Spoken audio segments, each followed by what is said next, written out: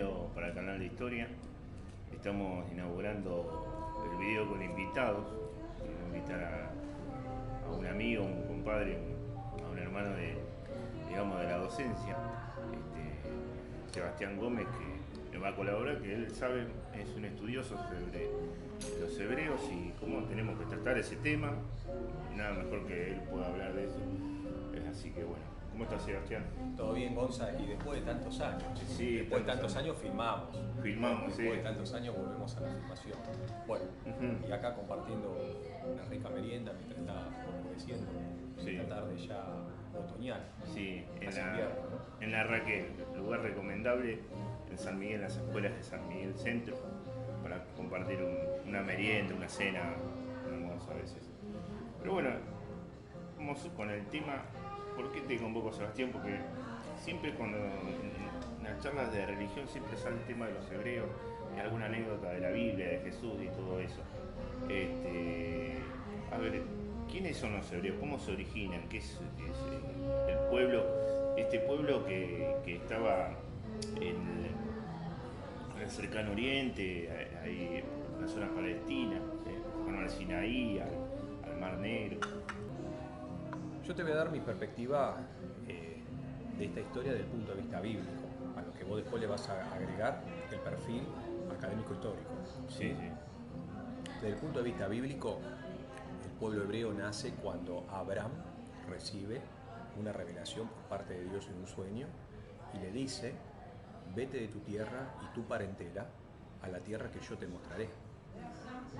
A partir de este sueño, al otro día habla con la esposa, con Sara, y le dice: recibí una visión de Dios y nos tenemos que ir.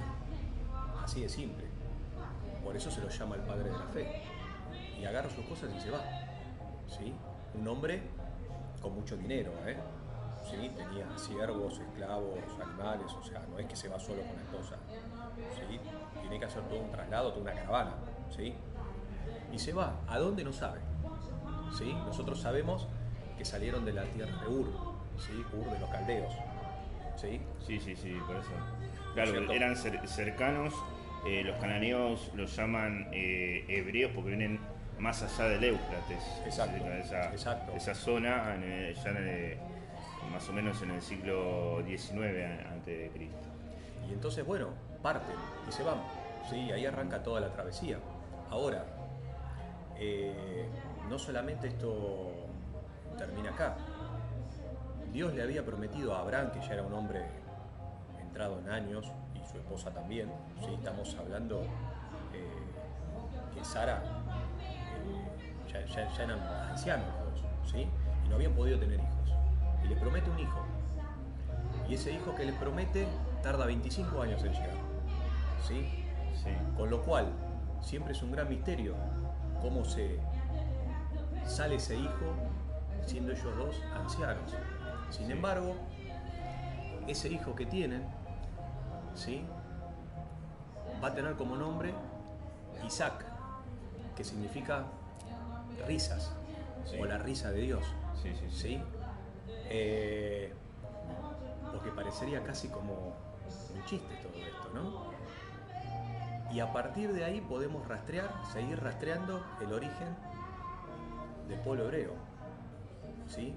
Ahora, me quiero detener acá y hacer una pequeña pausa y para que los chicos después investiguen. Porque también, mientras va sucediendo toda esta historia y toda esta travesía, ese hijo tarda tantos años en llegar que en el camino la misma esposa de Abraham, ¿sí? Le dice que tenga un hijo con su esclava, con Agar, que era una esclava egipcia. Sí. ¿Sí? Y Abraham accede y tiene un hijo, que se llama Ismael. Pero Sara siente celos de ese hijo con el paso del tiempo. Y le pide a Abraham que eche a la mamá con el hijo. Y Abraham aceptó. ¿Sí? Y los echó, los subió a un camello y ¿sí? Le dio un poco de víveres para la travesía. Aguantar unos días tampoco, tampoco Sí, demasiado. Ismael se llama el hijo. Ismael. Sí. Hasta que llega un momento que se quedan sin agua y sin comida. Y Agar se pone a llorar en medio del desierto y el niño Sí. lloraba.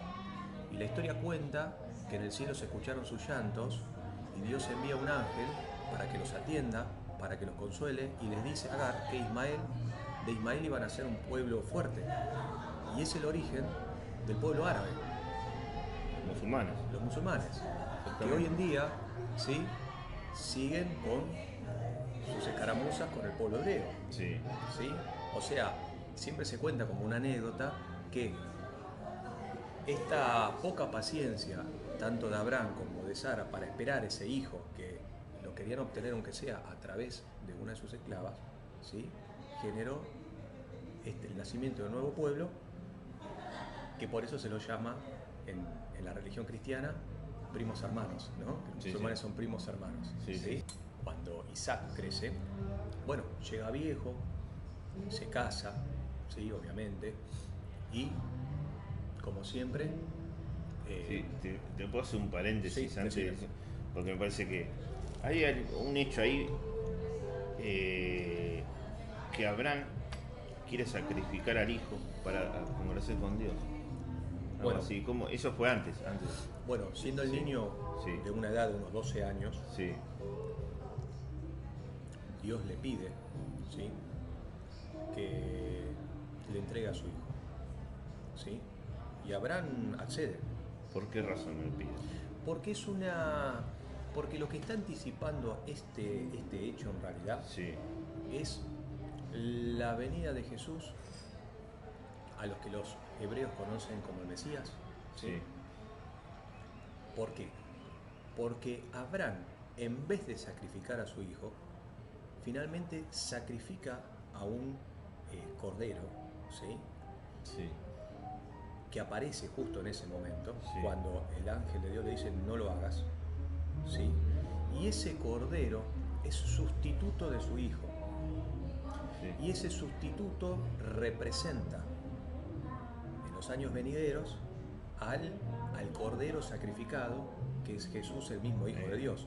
Es una imagen de lo que vendrá. Isaac, ese niño que va a tener Abraham y Sara, va a crecer, se va a convertir en un hombre, va a tener esposa, va a tener hijos, y va a tener dos hijos, que son mellizos. Uno va a ser Jacob y otro va a ser Esaú. Que el relato bíblico cuenta que se peleaban delante del vientre materno por nacer primero. Y el que tenía que nacer primero era Jacob, pero nació Esaú. Y luego nació Jacob. Estos niños van creciendo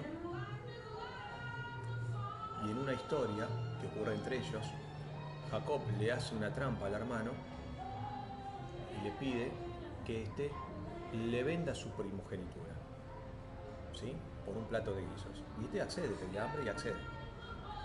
Esa primogenitura, que era como un don divino, ¿sí?, no era solamente el primero en nacer, sino era un don, lo posiciona a Jacob de tal manera que él luego se va, ¿sí?, de su familia. Y Jacob significa, algunos dicen que el significado de Jacob es engañador, pero en otras traducciones dice al que lo sostenían del talón, porque la historia cuenta que su hermano lo tenía en el talón y no lo dejaba Sí. nacer, ¿no? Bueno, cualquiera de estas dos excepciones vamos a encontrar al menos. Pasan los años, Jacob se convierte en un hombre, se casa, ¿sí?, y luego decide irse con su mujer y sus hijos de la casa de su suegro. Y cuando se va, la historia bíblica cuenta que tiene una pelea con el ángel de Dios cerca del amanecer, y que peleó toda la noche contra ese ángel, y el ángel le toca el músculo y lo descoyuntura, y en ese momento el mismo ángel lo bendice, el ángel de Dios era, lo bendice A Jacob.